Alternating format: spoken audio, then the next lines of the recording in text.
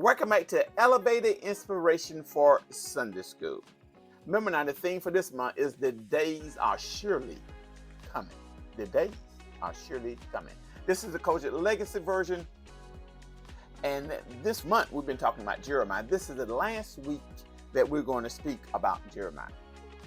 The scripture this week is coming from the 33rd chapter, verses 2 through 11. And the Bible truth is God is willing to forgive and bring recovery and healing and restoration.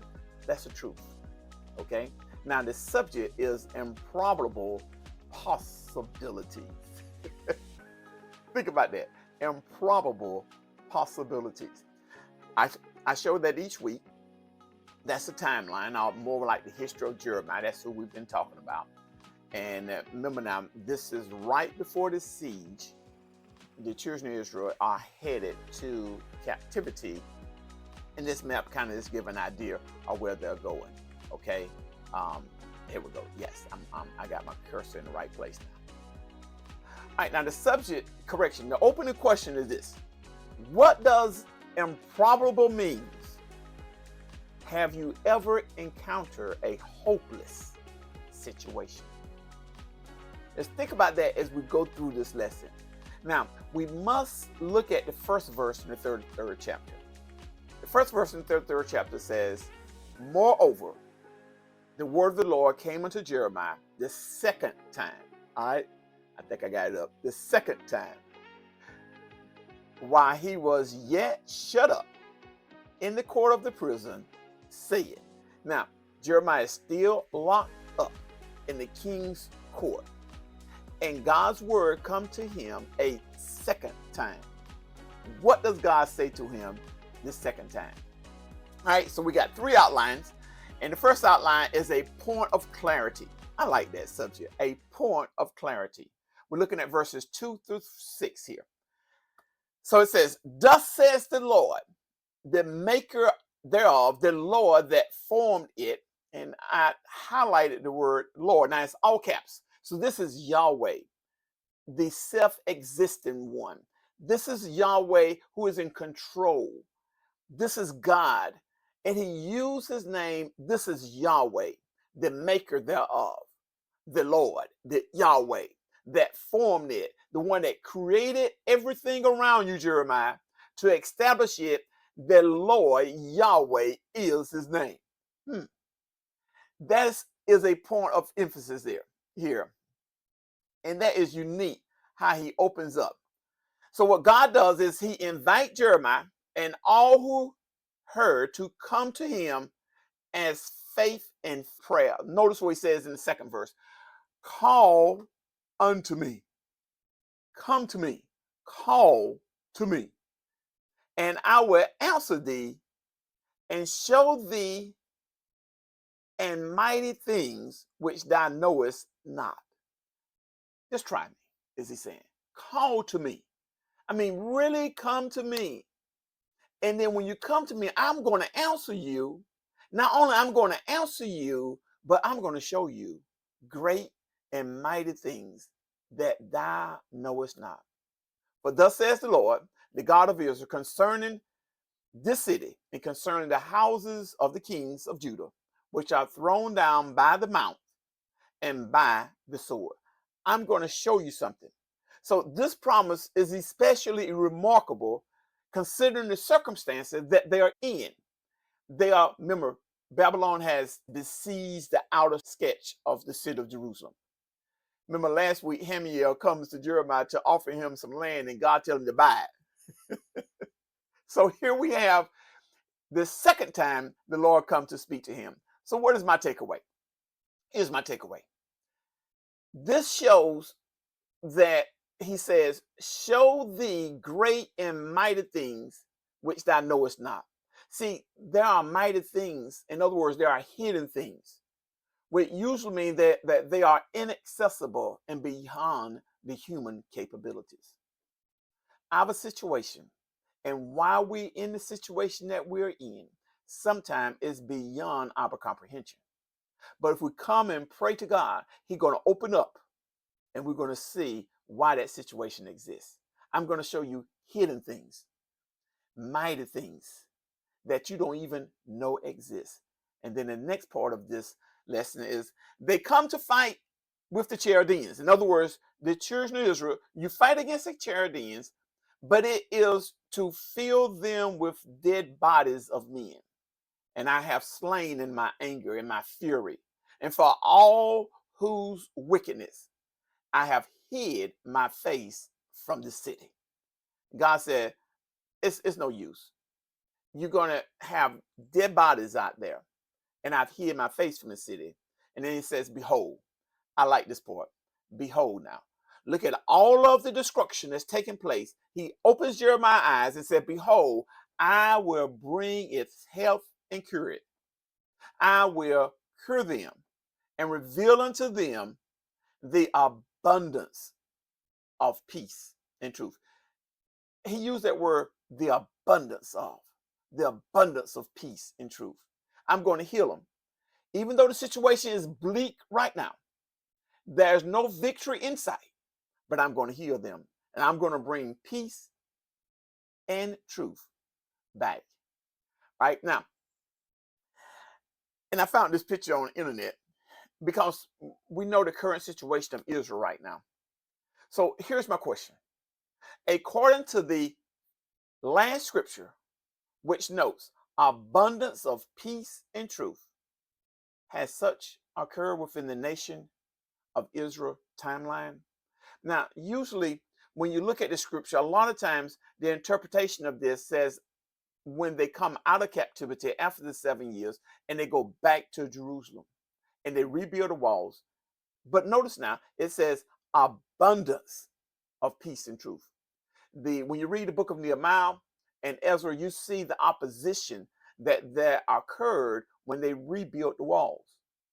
Nehemiah had to build the walls and had a weapon in one hand and was laying bricks with the other hand.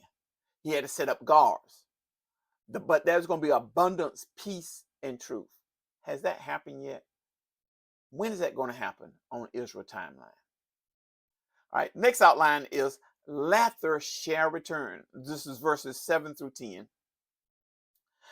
I will cause the captivity of Judah and the captivity of Israel. He combines them together. Now, remember now, Israel, the northern kingdom, had went a year ahead into captivity.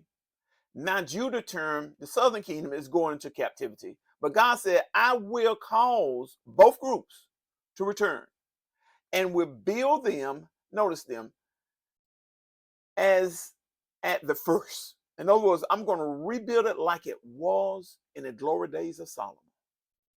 And then he said, I will cleanse from them all their iniquity.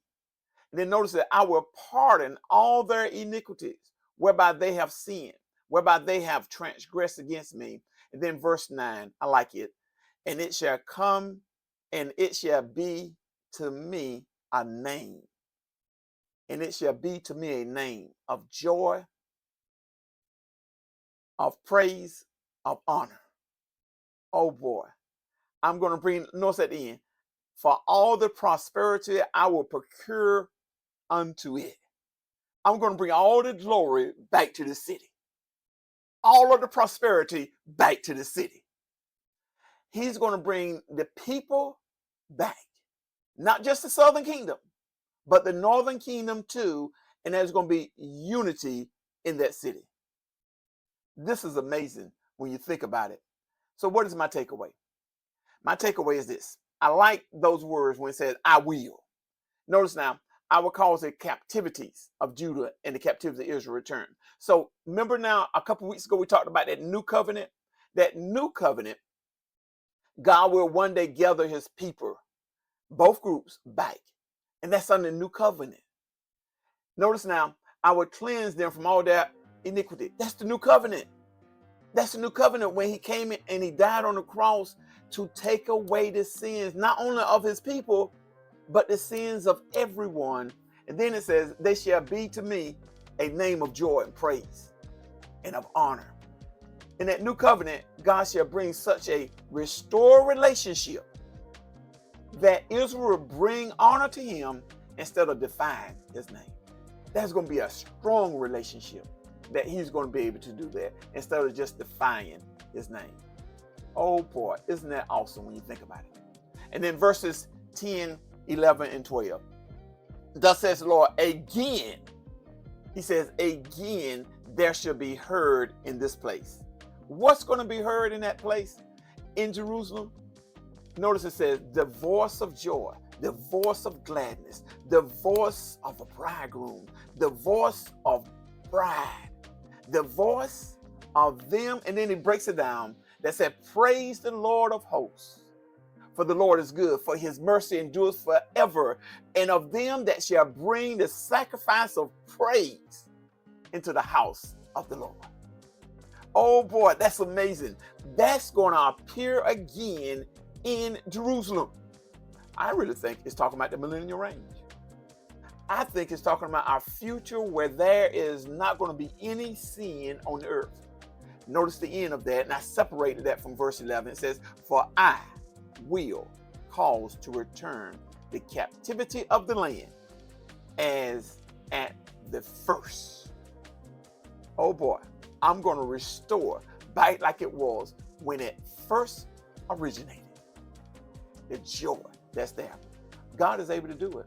He can do it. So my question is this, and my ending question is, how is God's action towards Israel like a parent? You know how your children step out of line and then you whoop them, but then you bring them back and you restore them? So do we experience the same when we depart from God's will? Give an example of that. Think about that.